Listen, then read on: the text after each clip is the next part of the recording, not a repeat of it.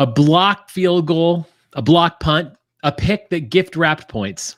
Wisconsin wasn't just beaten, it was outcoached, outclassed, out executed, and out of answers. Tonight, we're pulling the fire alarm. I'm Rajiv, he's Justin. Here we go.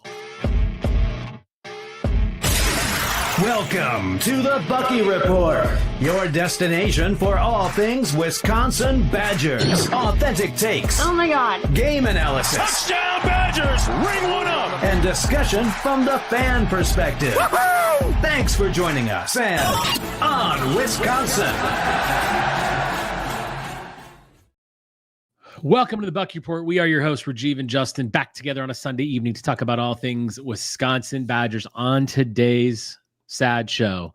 We're breaking down not just a bad loss, but a potential turning point for Wisconsin football. The quarterback carousel continues, the offensive line is crumbling, and even the defense has cracks that can't be ignored.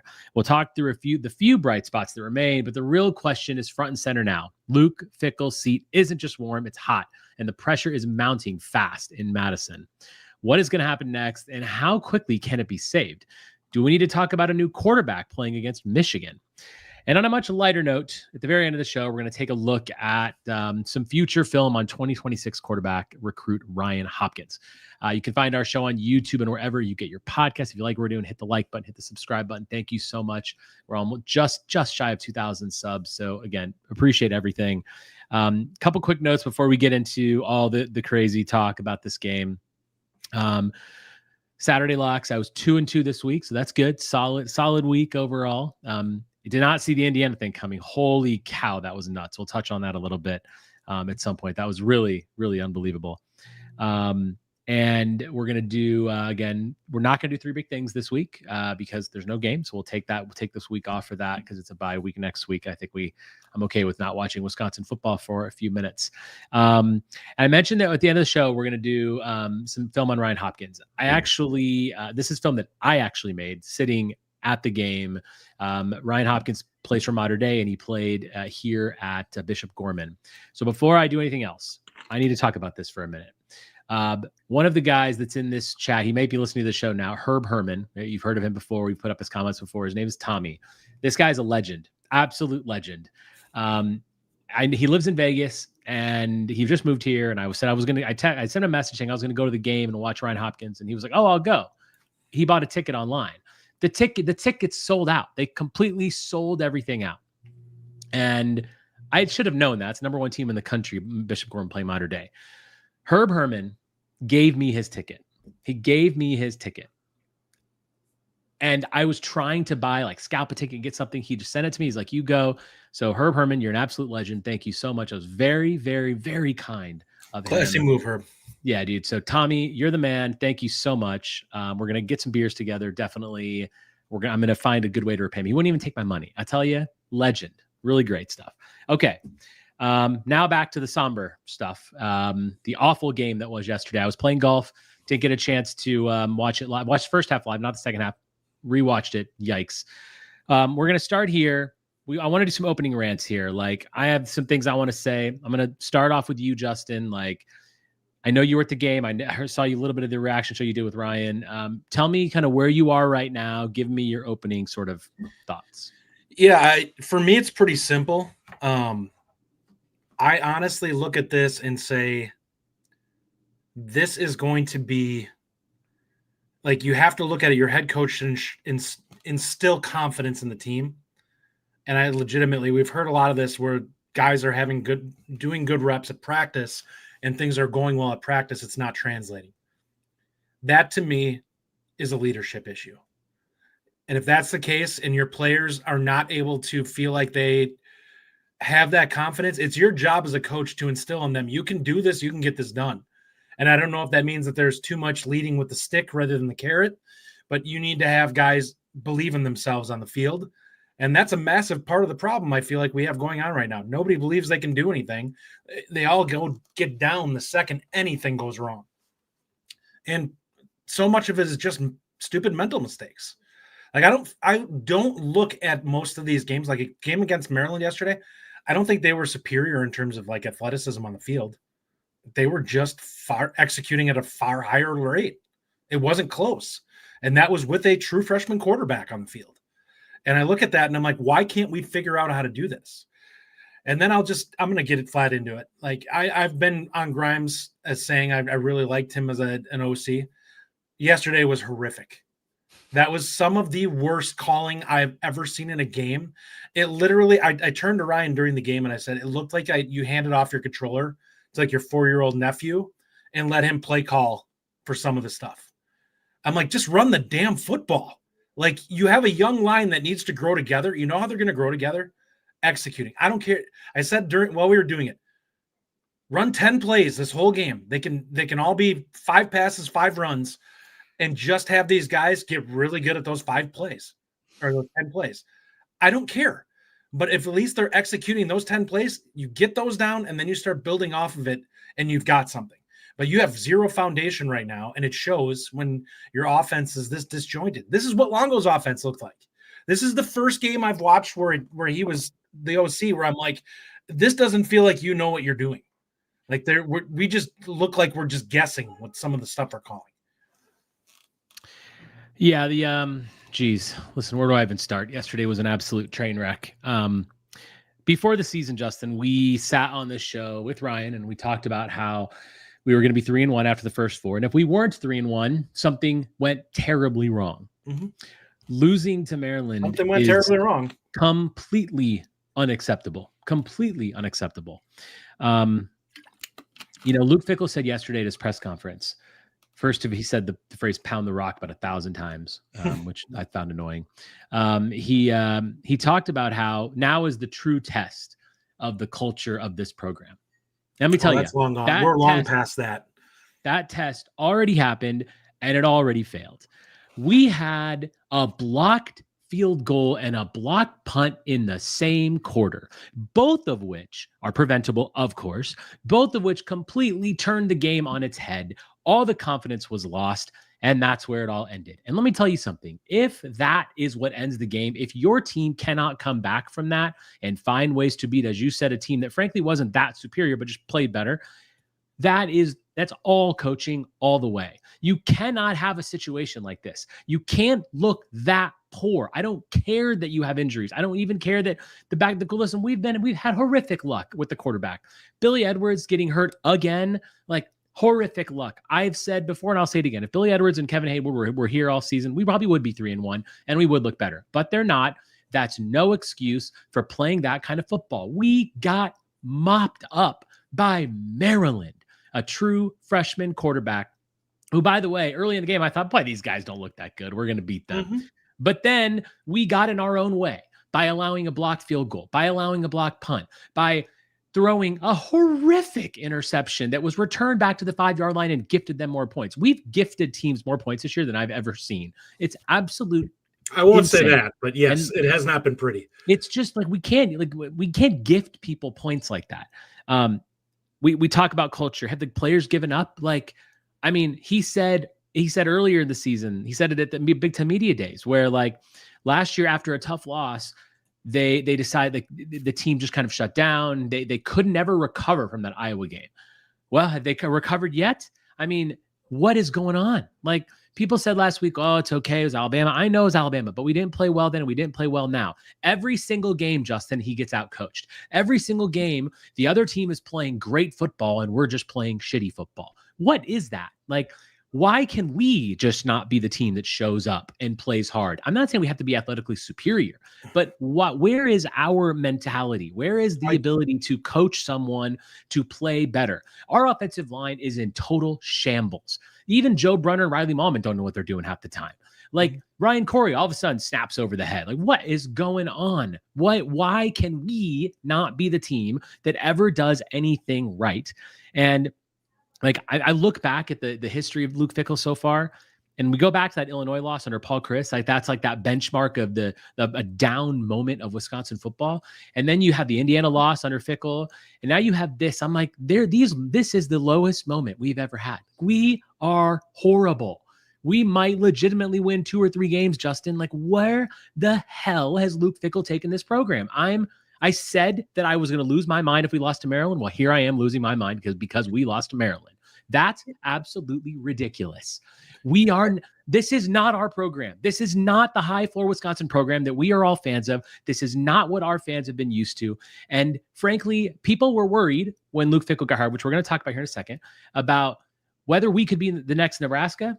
Gee, that looks a heck of a lot closer than us being the next Clemson or anything good. Look at Indiana. They just mopped the floor with Illinois with their second-year head coach. I am so pissed, man, about this is not the program that I want to be a part of. I am so upset. Okay, let's take a breath. By the way, the Colts won. Hell yeah, go Colts. Yeah, the Packers lost. I know you feel better about that. The Brewers clinched the division. Today. Shut up. I have to have something go right. Even with the loss, we still clinch. But anyways, so what I will say diving into this, and this was a thing that I said yesterday when we were doing the post game, and I said it during the game actually. And I think the undoing on Fickell is that I don't feel like he feels strongly from a schematic standpoint at all. And I think that is a massive problem because you're the visionary of the team. And when you don't have a clear vision of what you actually want, that's where stuff like this happens. When you're like, I just need a good coordinator and a good defensive or a good offensive coordinator, or a good defensive coordinator. That works if you get two really good ones, like when you had the two guys that they had at Cincinnati that ended up taking over at Notre Dame. It does not work if you are kind of piecing things together. You didn't have a cohesive unit on this team. And while I agree, I like legitimately speaking, if we were to make a transition to a new team and a new coach, the scheme that Grimes runs is what I would likely want from a new coordinator. I don't want it run like it was run yesterday, but this is the type of scheme that I want for my offense. But I want somebody who is extremely strong in the resolve of how we're going to do it and understands that the basis and foundation of this is the run game. And I get frustrated every time I watch a game on this with this team and I see that we have like 13 runs headed into the second half. And I'm like, how do you expect to get good running the football when you seem like you're just running it once or twice, then jumping to something else, then run it once again here and there?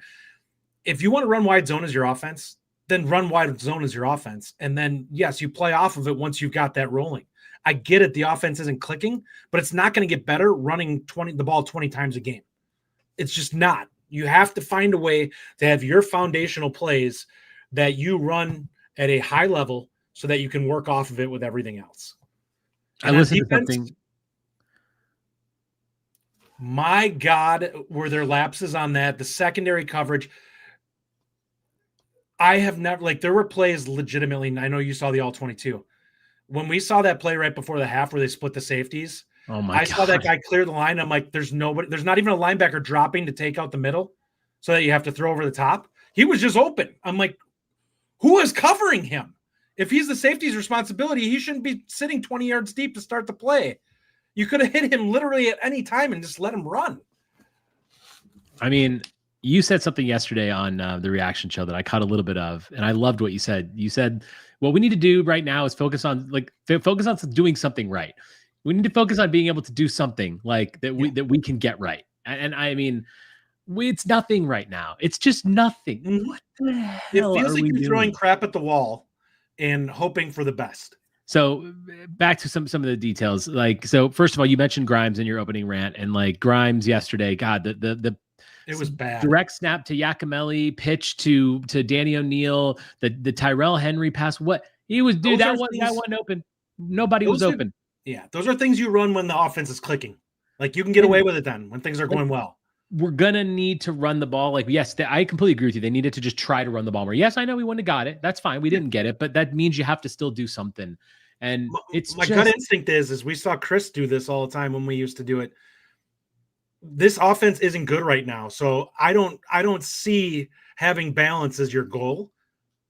If it starts clicking in the third or fourth quarter because you finally have some guys that are comfortable in what they're doing and you just spent a half getting your butt kicked on it, fine.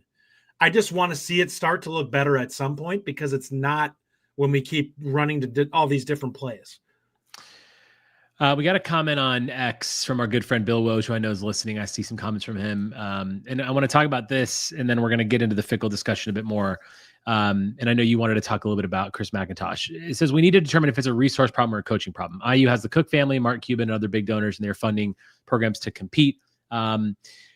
And I think ultimately, more than anything, it's a coaching problem. Like, yes, I know we have a resource issue, but we can't do anything right. So this is all a coaching problem. We have a resource issue, but the resource problem doesn't show up when, like, at this point. It will show up if you're, okay, we've got a good coach, we've got a good team, we're getting better.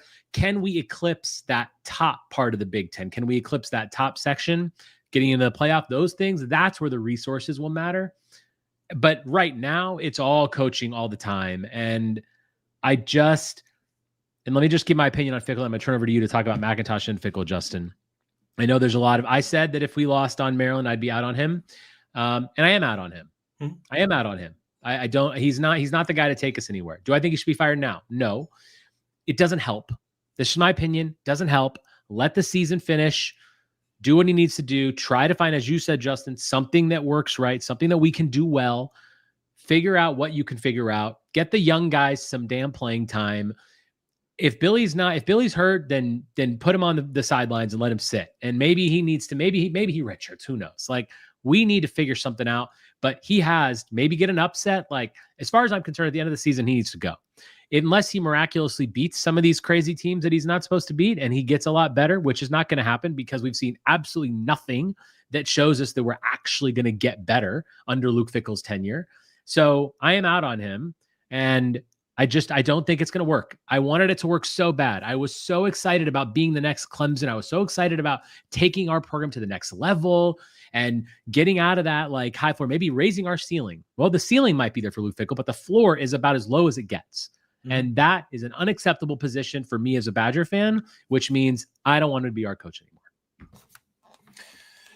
All right. Well, number one, I'm going to get the resource thing out of the way and just say flat out, I don't think this is a resource issue at all right now. I think resources is an issue you have if we're talking ceiling for the team.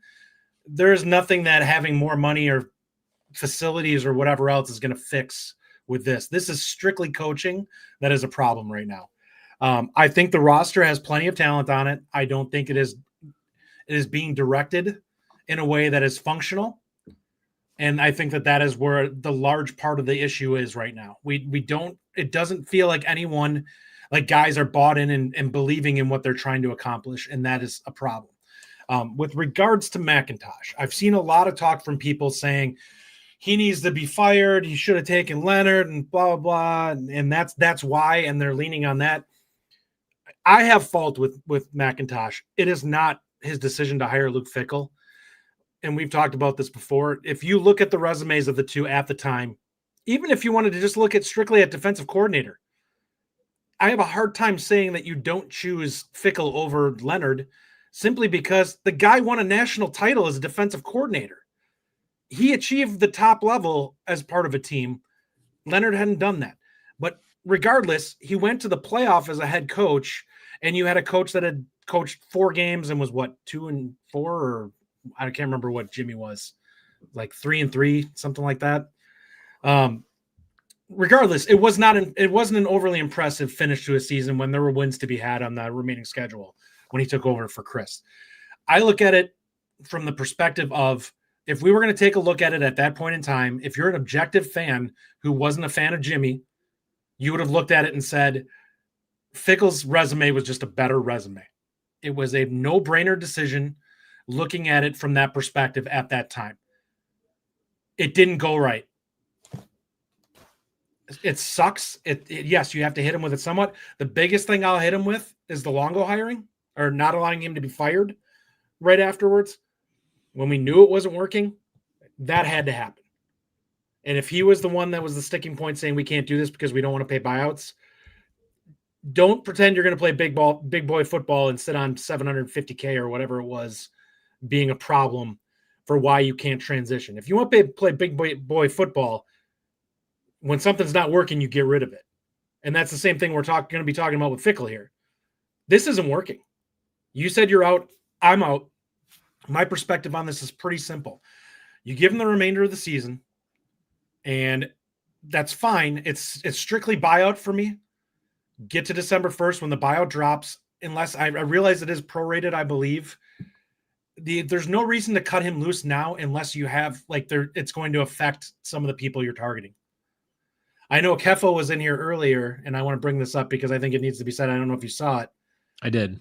And he said, number one, there is a senior advisory in the football of influential players who have agreed that they have checked out on Fickell. If this is regarding the team and that's the attitude that they have at this point in time, then yes, you have to move on. You absolutely, if that's the case, and I hope that they have said that to McIntosh, that this isn't working and we don't feel like he's the guy that can lead us to where we need to go.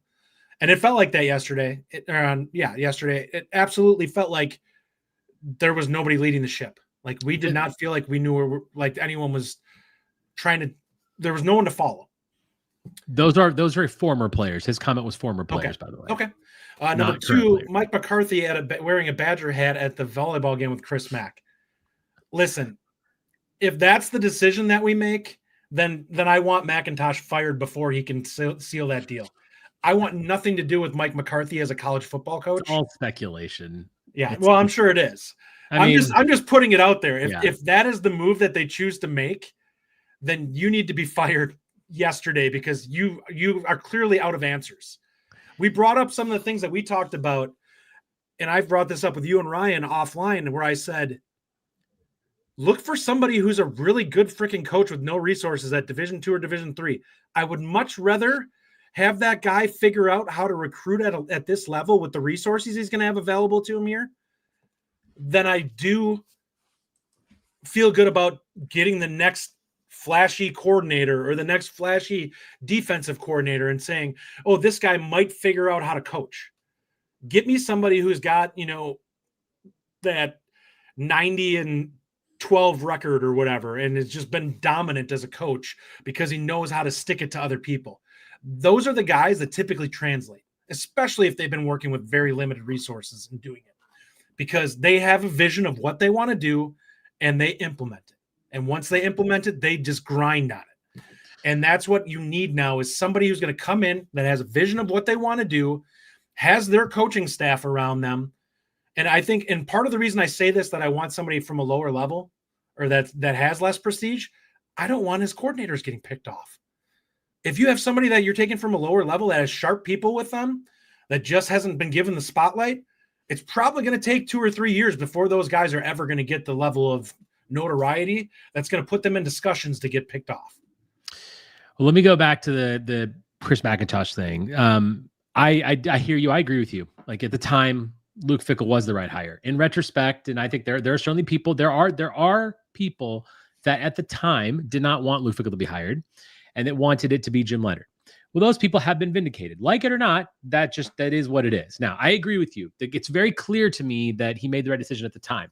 However, I think there is merit to the fact that some people said, you know what, you're taking a big risk. Obviously the risk did not pay off. The risk could have paid off. He could have been Kurt Signetti. He's not that. So it didn't pay off. And therefore that vindicates the people that wanted Leonhard to be hired.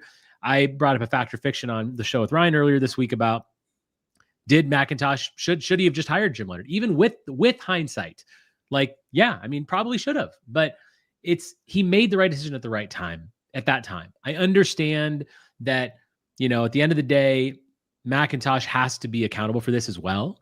And he's probably going to get a shot at hiring another one, and that's going to have to hit. Rich, like Fickell had to hit on Grimes. We'll see about that, but McIntosh has to hit with the next football coach.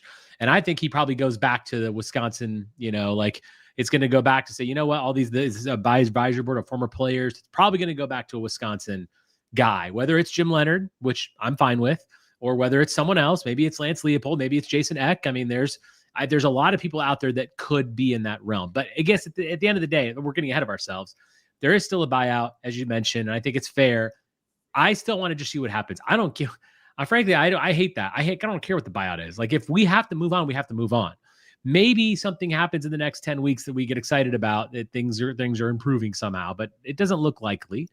And let's be clear about this thing. He did get a raw deal in the sense that, It is unfortunate that Tanner Mordecai, Tanner Tyler Van Dyke, and Billy Edwards all got injured. That is a problem. Now, there's a lot of other issues with roster management, the offensive line, and all kinds of things that he has to be held accountable for. But he has had a string of bad luck too. If Billy Edwards is healthy, I think we're 3-1. I absolutely think we're 3-1, and I think we feel a lot better about this team. I've said that many times. I think he's a far better quarterback. I think Danny O'Neil is not a good quarterback. We're going to talk about that soon in a minute too. But I mean, I just feel like he got a raw deal there. That being said, there's no excuse anymore. So figure out what happens until the rest of this year. We're going to be here every week. We're still going to be talking about it. I know it sucks, but our team is not good right now. And all we can do is frankly look to the future, look to the young guys that we have on this team and be happy about them. Hopefully they can stay. But at this point, there is no another way to look. I wanted to take it down that turn a little bit, Justin, and ask you about recruiting and transfer portal stuff. Like, I want to hit this comment here real quick from Aiden Felipe. Do you think Lance Leipold will come back to Wisconsin? I've seen people say that this is his dream job. I've everything that's been put out to the press is that he plans on retiring at Kansas, and that is his last job.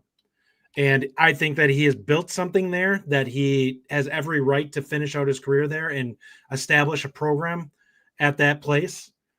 I would love to have him here. I think anyone that doesn't think that he would turn this program around in 2 years, probably the first year that he's here, everything that we've talked about that has been a problem with Fickell in terms of like not feeling like somebody who has that confidence and leadership, has never seen Lance Leipold as a coach. That dude just oozes freaking. He's got some of that Saban. We're going to do it. We're going to do it right. And we're going to keep doing it until you guys figure it out. And he's just rigid. He's disciplined. And he really, really knows how to coach. They would get better quickly if they had somebody like that. Before you talk about recruiting, there's some comments here about the O-line and stuff with Billy Edwards. I meant my comment, which I should have said, I didn't say it correctly. I said it earlier. It's if Billy Edwards and Kevin Haywood were both healthy right now, we'd be 3-1. Like that to me, that's clear. I just feel like the line has been so effed up with Malman coming left and Brunner just hasn't been the guy that he has and all that stuff. But let's get back to the recruiting thing. So how do you feel like this affects recruiting, whether it's for keeping guys, transfer portal, in 2026 at this point right now? How do you feel? I'll say flat out. Worried? So I don't know what to think with Ryan Hopkins because obviously UCLA is his other choice. So he's really not fighting anyone there. That's like a slap fight going on in a back alley somewhere between Wisconsin and them in terms of if they both lose their coaches. I'm not concerned about either one of necessarily that being the case. There are guys we will lose if this happens. But I think overall, in terms of your internal roster and who you have, it's going to come down to who you bring in as the coach. And I think if you're going to make this change, it behooves you to be able to have that answer as soon as possible, to have somebody in place that can get to work on locking people down before the portal opens, so that you have a chance to have everybody kind of calm some nerves, get the emotion out of it, and be like, this is what we're going to do. This is what I expect. This is my vision for you as a player, and hopefully bring in as many of those guys. As regarding the 26 class, there's some big names that I think we'd expect to be gone if that's the case. I don't know about Hopkins. But what if Fickell stays? Assuming Fickell stays for his fourth year. Assuming he stays, there's going to be people that come in, and if we go 2-10, I have a really hard time believing the resolve for the guys who are out there that have better opportunities for next year. If we go 2-10, he's getting fired. What? If we go 2-10, he's getting fired. I don't know how much better than that it gets, because like every game we're going to be potentially a double-digit underdog in. I mean, maybe. I think if we win 4 games, that there's a discussion. Like, I don't know. See, the 4 wins to me means you'd have to find some development somewhere. Yeah. And one thing I will say about this is that I have, in 3 years now, and this is why I'm out on him, we have not seen any progress. Like, there has not been that level of step-by-step incremental growth from the team that we would expect to see. And that's a problem. Like, you have to, at some point, look at it and be like, you're not getting results. Like, nothing looks like it's getting better. You fixed the defensive line to an extent, but your offensive line is worse. I think that the only really area, the one coach that I'm really truly like, you know what? I kind of wish this dude would have a chance to stick around. Whitlow? Jordan Reed. I feel like he's done a heck of a job recruiting, and I think the receivers actually look pretty good this year when we can actually get them the football. There's been a lot of guys running open. Yeah. I mean, like the receivers actually do look good. I think there's still positives on this team. Not the program itself, not the wins or losses, just like there are players that I still like. And there are people that I hope we get to keep and I hope we can play in future years. But yeah, I mean, it's just one of these things where like, we've got to do something. And look, if he wins 2 games, we lose every game the rest of the year. I don't think he stays. I don't care what the buyout is. At that point, someone's going to just be like, no, get someone new, because you risk a lot of other future issues with the program, right? You risk donors being gone and saying, we're done. We're not giving money to this program anymore. You're reliant on that. And especially in the new age of college football, you're building this new athletic facility and all these things. And you have these recruits and you've got quarterbacks like Ryan Hopkins that we're going to talk about at the end of the show. You've got a bunch of guys that you're excited about bringing in and keeping and developing, guys like Nick Clayton, guys like Mason Posa. Mm-hmm. There's a whole list of people that Carter Smith. I mean, do we need to play those guys more? We have to figure out what we're going to do. And I think it's very likely that McIntosh is like, look, whatever happens, he's staying until the end of his 4th year. I'm going to give him 4 years to figure it out. Next year, the schedule gets easier. Maybe things are better. But if we don't do anything and we don't show any kind of growth, which so far it's been nothing but down, then he doesn't deserve the 4th year. We've got to just move on. There was a comment earlier about the O-line, if Haywood was healthy, and I said, if Billy and Haywood were healthy, we'd be better. I stand by that. And we'd be better. I don't think that's an argument. Malman being on the right, Haywood being on the left means that we have now both of our tackles in the positions they were playing last year. Obviously Haywood didn't play a ton last year, but good positions. Renfro being hurt, that's fine. But with Cubberly and Mandel being on the right-hand side, you watch the All-22, you see a lot of turnstiles over there that's affecting the entire line. So anyway, I stand by that. But that's just my opinion. I mean, look, I thought a lot about this team that I'm extremely wrong about, by the way, obviously. But it's a dumpster fire, man. So what I want to say, the comment up there is that somebody said, and I think people are viewing this heavily as a financial situation as to why they wouldn't make the move. I'll push back on that and say there's 2 ways to look at this. You can look at that buyout figure and say that's an extremely high number, but you can also look at how much revenue are we losing by the team being this bad. Correct. Which means if you start to look at it, you tend to look at the sunk cost that you may be losing next year versus that buyout number. And that might be where you start to look at it and say, I'm going to lose whatever that buyout money is just by not being competitive next year. And that's a problem. And I don't think that you have enough right now. And I know people are saying give a 4th year. There has to be some positive that you look at and say, there's a reason for us to give that 4th year. Right now, we are not seeing that. And you have to have that over the remainder of this schedule, or it's going to get ugly. With regards to Doc's comment regarding you're going to have trouble fielding a roster, I absolutely agree with that. I understand it. There's going to be a mass exodus if this happens. That's why you have to exodus if he stays. Yeah, probably. So my perspective on it is legitimately coming in here is the way I look at it, you're going to have to bring a ton of bodies in no matter what. Like, it doesn't matter. If the new coach comes in, you hope that he can sell his vision and hopefully keep as many people in as possible. But I expect people to leave either way. If you're really bad, people want to play in a winning team. And they don't want to feel like you're hinging on maybe being better when you have 3 years of evidence saying this is what it is.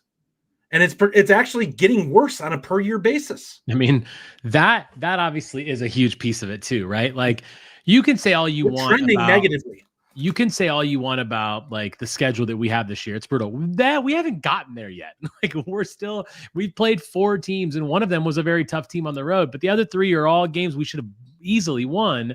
And we just lost to a team that frankly doesn't look that great. I'm not saying they didn't play well. Give them credit, but that's not a team that we need to be losing to. We have a team you have never lost to in the Big Ten, and your average margin of victory was like 20 plus points.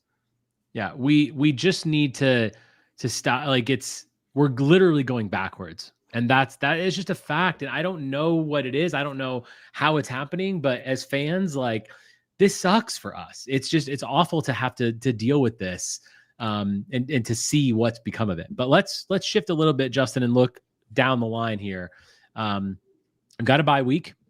So there's a lot of soul searching happening in the coaching staff and the players and whatever's going to happen. And I do think that the message has to be sent to the players. Like, it's whoever wants to be here, who's going to play, like, you're going to play. Like, it's, if he's lost some of those guys don't need to play if they're not going to give it their all. And if he sees that, like, they need to go, like, we need to play the guys who want to give this all and do what we can to improve.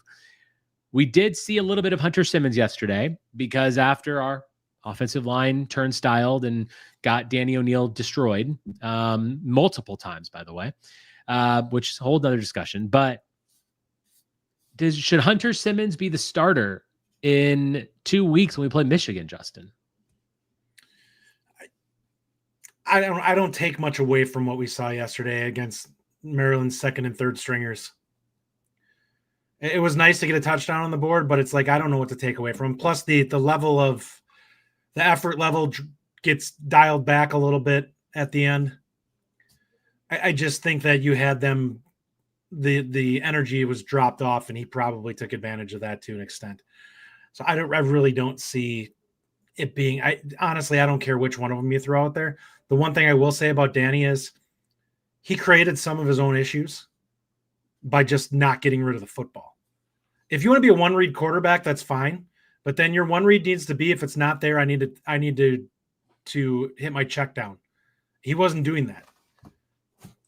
I don't know what more you can do with a guy if he doesn't know how to get his eyes right when he's out there. And he was running around like he's playing backyard football half the game. I mean, so look, throw it out of bounds. Good God. I wanna try to win games still. Like, I'm not. I know that people are like, well, Hunter Simmons is basically the end of his line here. Like, he's not going to play next year. Okay, why not play? Why not just have Danny there? Why not play Carter Smith or whatever the case? Like, so I did bring that. Chipbird actually bring this comment up. I'm glad you put this up. I mentioned this yesterday.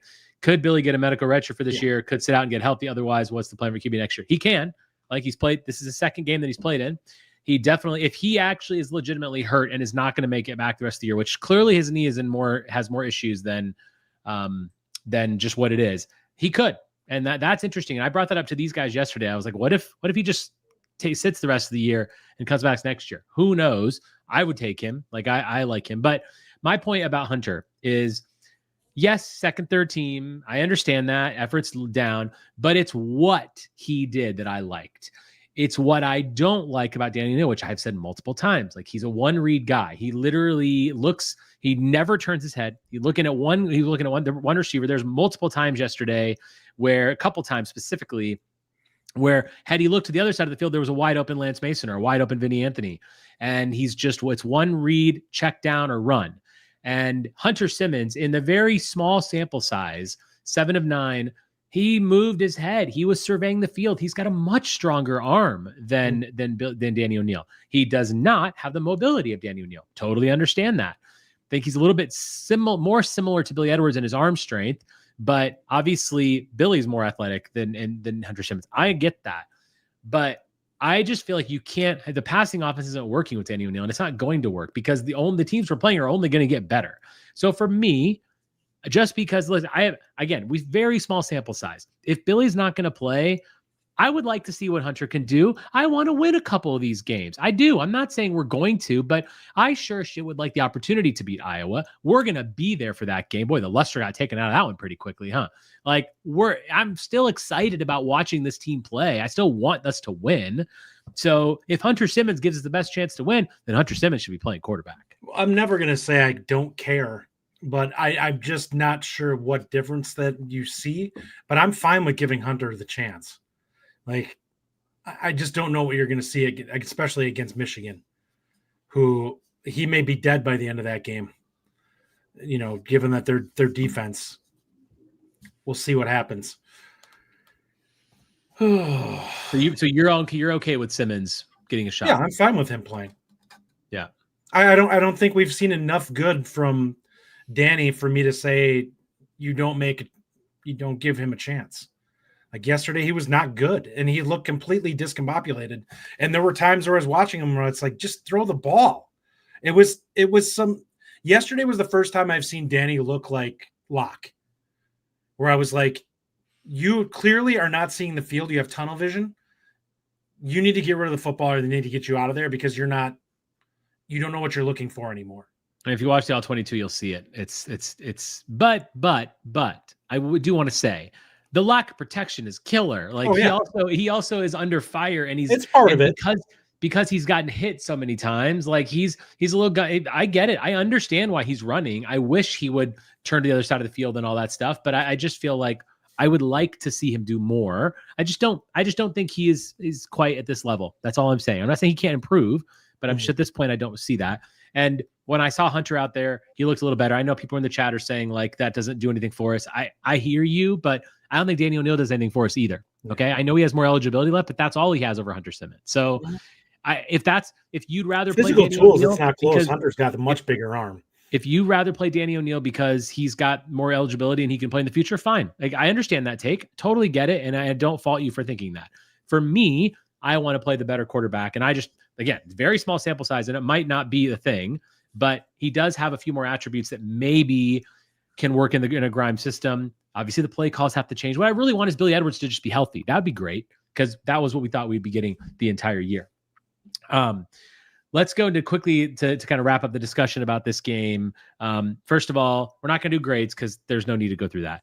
Special teams, I touched on at the top of the show. Are you kidding me? Like, did we really have a block field goal and a block punt that totally changed the game? Like, what are we doing?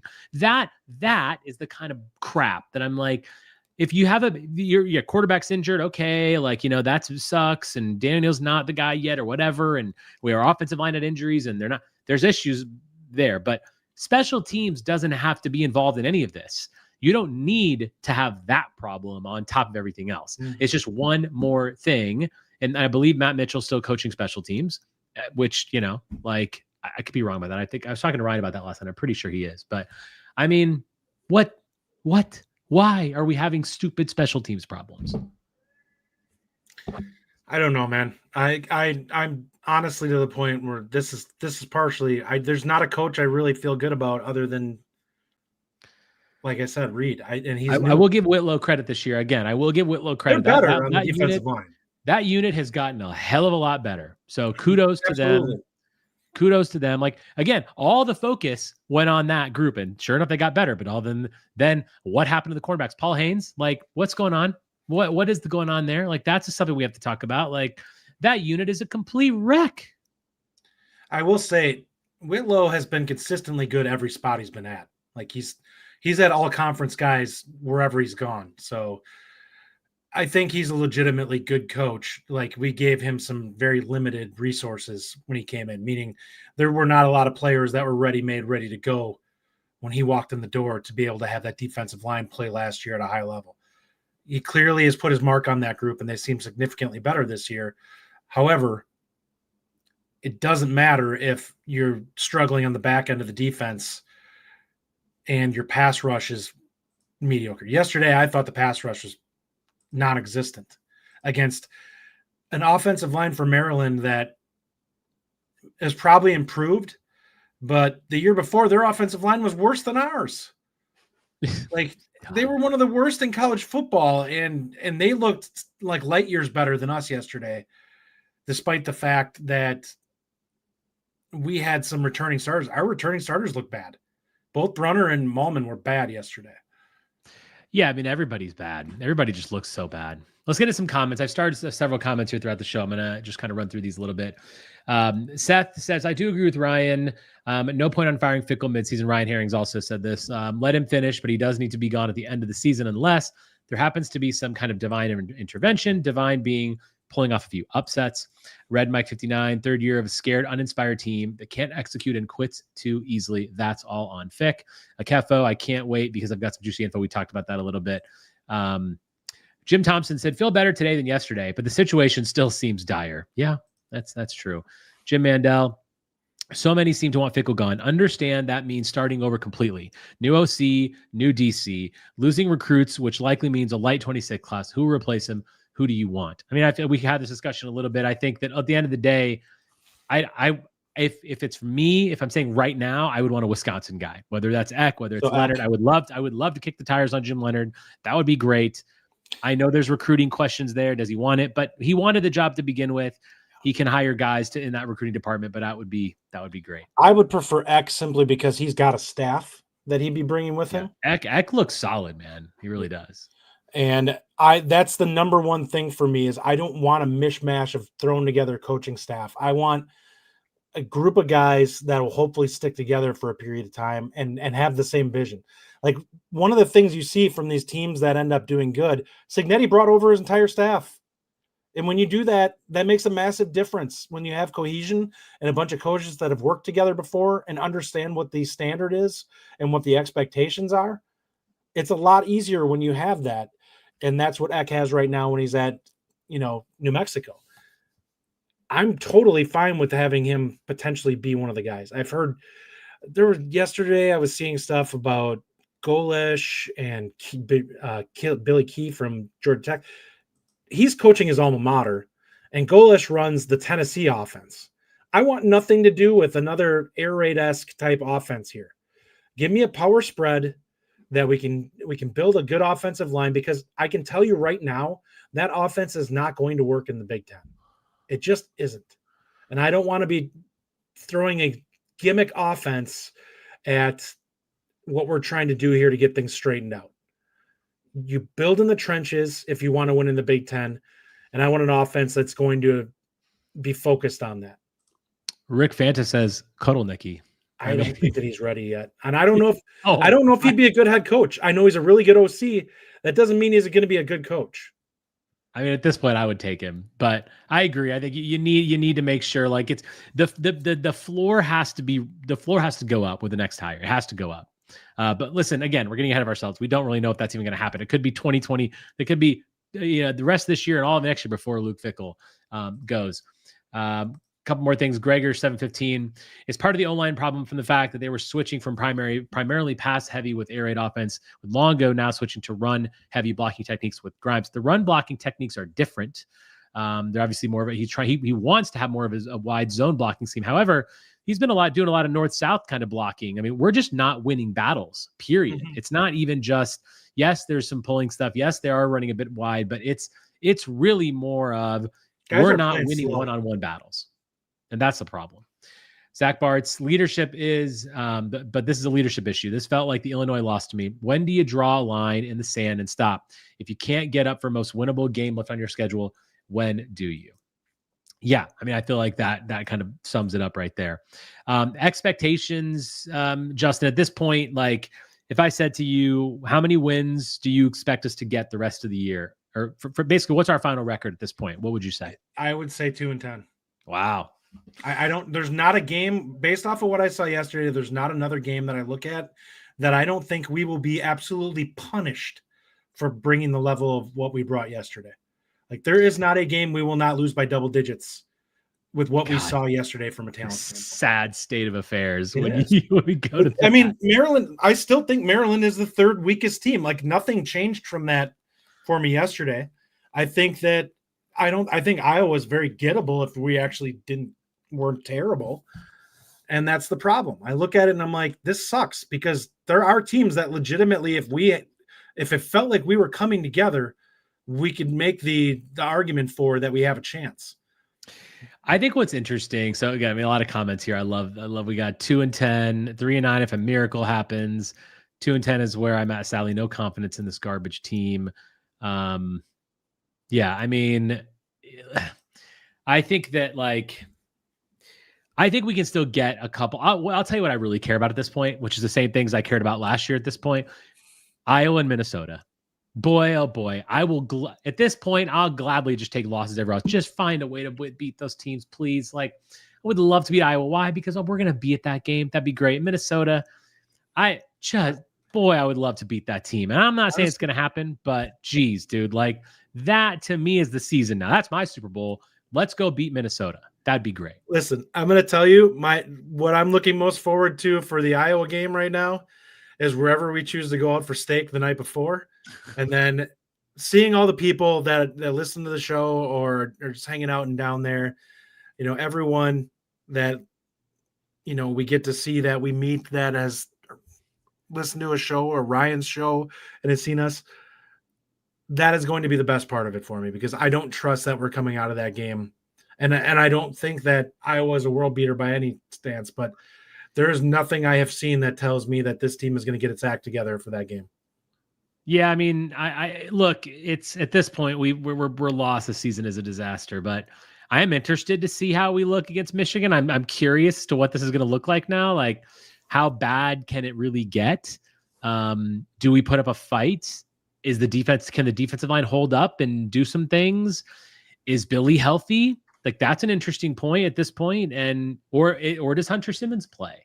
But yeah, I mean, it's a pretty sad state of affairs at this point, and it's very difficult as a fan to even talk about this at this point. But Rick Fanta, Iowa just pummeled Rutgers. I watched that whole game. They didn't pummel them.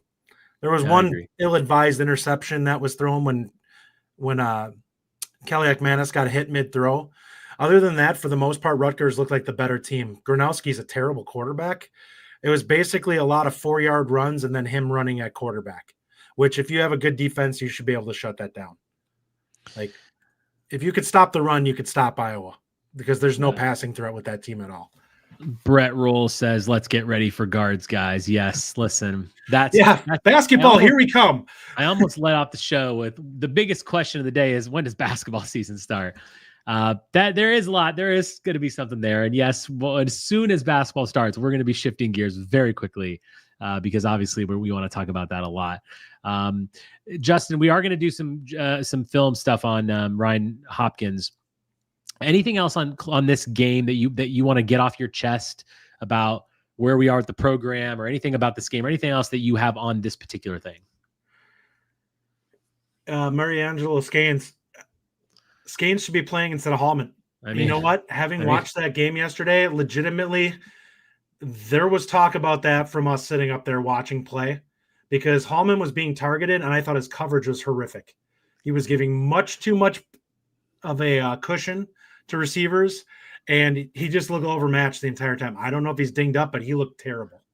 I mean, what happened to Ricardo Hallman? Again, the question comes up about Haynes, but Hallman has literally regressed like every year since his monster 2023 season where he had 7 picks. Like, what is happening here? And listen, I'm fine with that. We obviously like Scanes. We've talked a lot about him. And I think I'll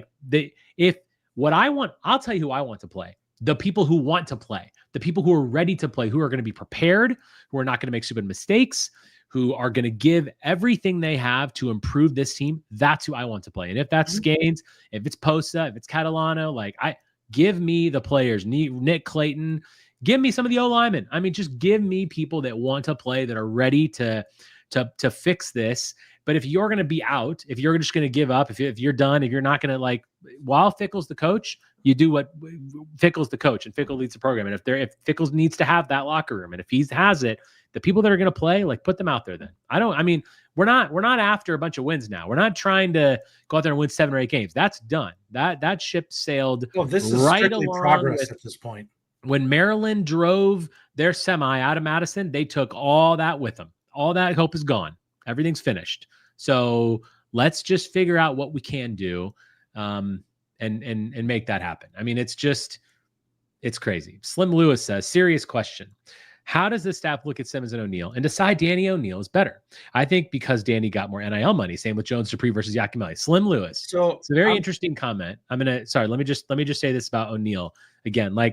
I agree with this in the sense that I wasn't at practice. I don't know, but I know people that were, and I know that there were questions about Davis Heinzen. And that's one of the reasons that this staff is so question marks, because they saw things that even people that like Ryan Herrings and Justin, people who saw it, they were what, why are they not seeing this? Again, in just a very small sample size, I agree. I think Hunter Simmons looked pretty good, but it's very difficult because Danny O'Neal has also moved the ball a lot through his legs, and he was better in practice. He would have been maybe if Hunter Simmons is back there, we don't move the ball at all. So I do think that their NIL could have been part of it for sure, but it looked like a pretty legitimate competition. What were you going to add to this? Yeah. So what I was going to say is I've talked to multiple people that were at practice, and I'm not talking coaches, that had all said that Danny was the better out of the two of them.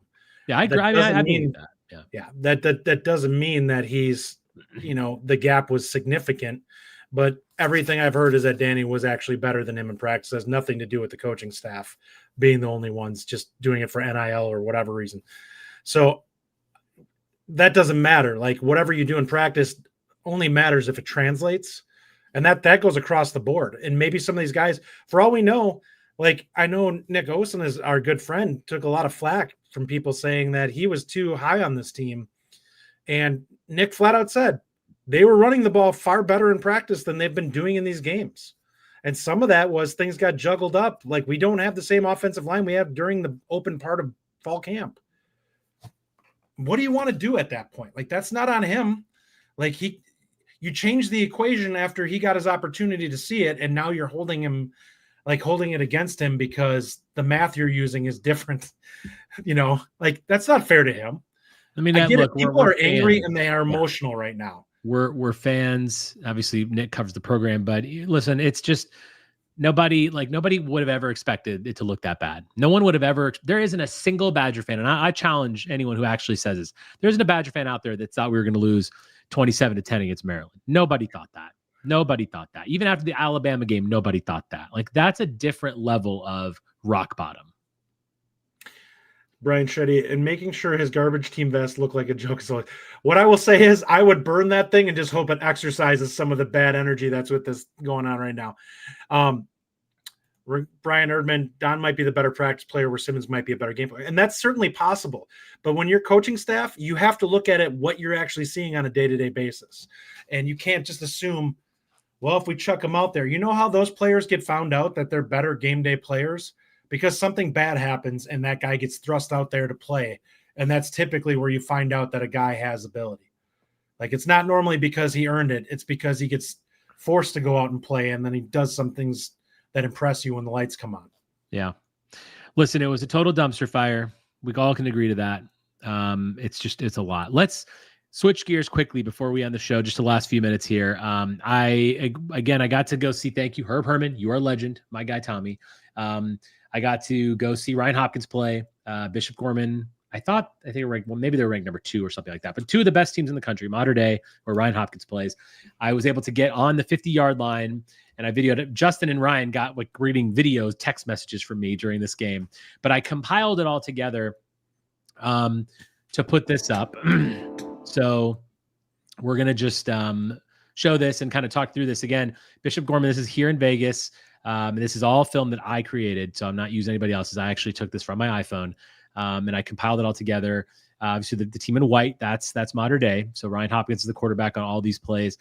I'll tell you what, Justin, he can really sling it. And, I thought that some of the things that I saw were he surveys the field well. He absolutely has a cannon. Like, he can fire that ball very quiotly, makes good decisions. He drives the ball down the field. He's mobile, and he can move a little bit, but he then made a couple bad plays. But I'd tell you what, and the other thing I will say is this is Bishop Gorman. This is one of the best defenses in the country. This is one of the best teams in the country. There doesn't get better competition in high school than this. And now, obviously, he has. Yeah, they were number 1, which are amazing. But yeah, what are your thoughts on what you're seeing? So he has been so boom or bust with me watching him over the course of this season. The arm doesn't shock me really. As a guy who is a burner with having leg strength, that doesn't surprise me. He's clearly got some quick twitch. I like the arm. I like the accuracy all along. My biggest questions on him have always been mentally, how good is he at reading coverage?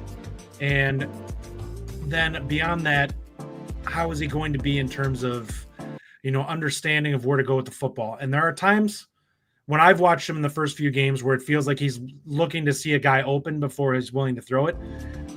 That first touchdown you showed where he threw to the guy on the fade route, I loved seeing that because he clearly knew that was going to open up. Yeah. And he released that ball before the guy was open.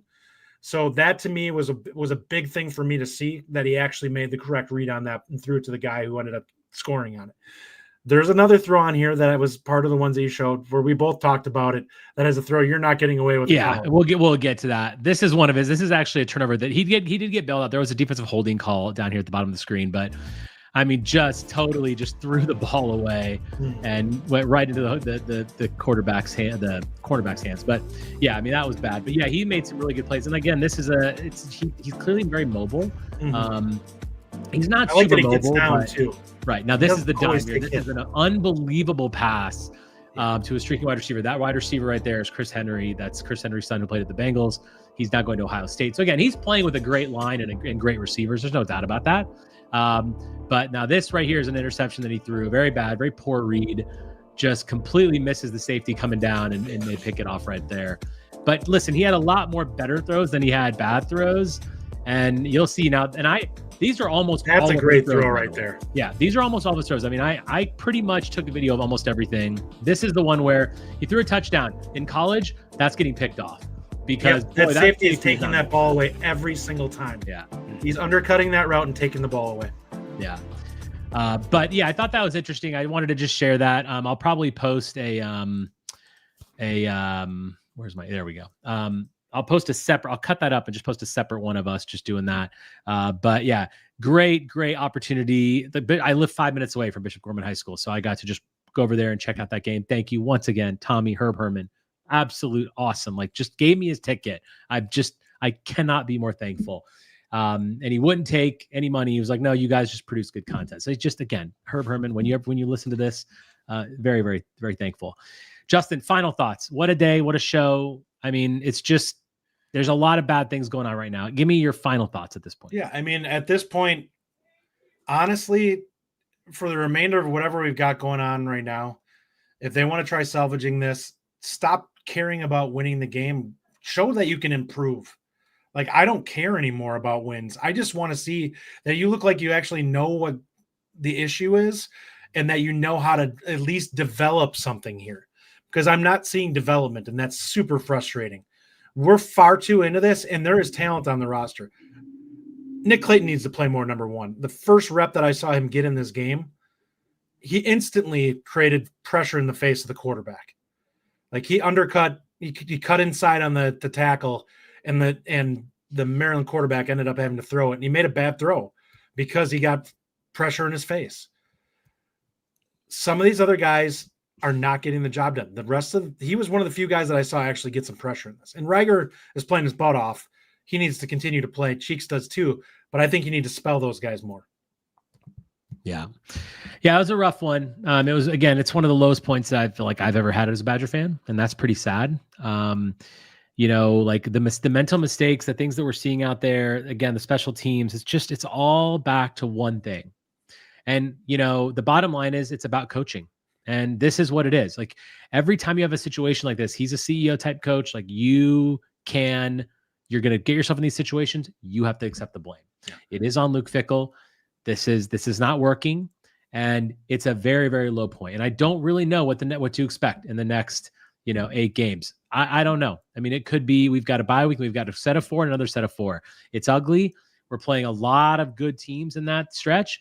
And I would love to have some special moments and times that we can enjoy being a Badger fan and be excited about what we saw. Like even like the Oregon game last year, like that was exciting and we almost won that. And we need to have those big type of moments. He could end up being fired as the coach of this university without ever having a signature win. Like that's pretty crazy for a guy that took Cincinnati to the playoffs. What would his best win? Like beating Minnesota? Yeah, probably. So Slim Lewis, I'll address this. Can a new head coach in this era rebuild quickly? My gut instinct is absolutely. Kurt Cignetti. Part of what you've seen with Cignetti is the fact that he is a guy who has an unwavering confidence in being able to do it, and has guys who he has been relying on for years who know what they're doing.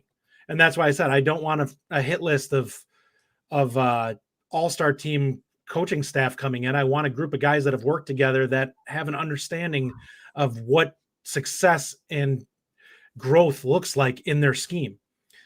You can absolutely in 1 year take this team into being a 6-7 with next year's schedule 8-win team. There is enough talent on this roster if you get somebody who is a capable coach who can come in and calm the waters and keep the talent that is there. And make no mistake, there's more talent on this team than what we're seeing. It's being poorly coached, and that's got to be addressed. And if you get somebody who is capable to get this team to believe in itself and to understand what looks good and what success is, you can absolutely get this group to be playing up to the standards of what Iowa and Minnesota and them are all doing, which is be middling Big Ten. And if you get lucky and get some luck, you might be able to go beyond that. This roster is not remotely as poor as what we're seeing. It's just not being directed the way it needs to be. Yeah, it's some dark times. Thank you all for joining us. I know this is a difficult thing, but it's good for us I needed therapy. I needed it. Like I was telling you, I was playing golf yesterday. I played horrible, by the way, absolutely horrible on the golf. Oh, you put up another comment here. Yeah. You keep putting up comments. Posta is better than Curtis. And yes, I think by the end of the season, Posta will be taking his spot. Okay. So yeah, we,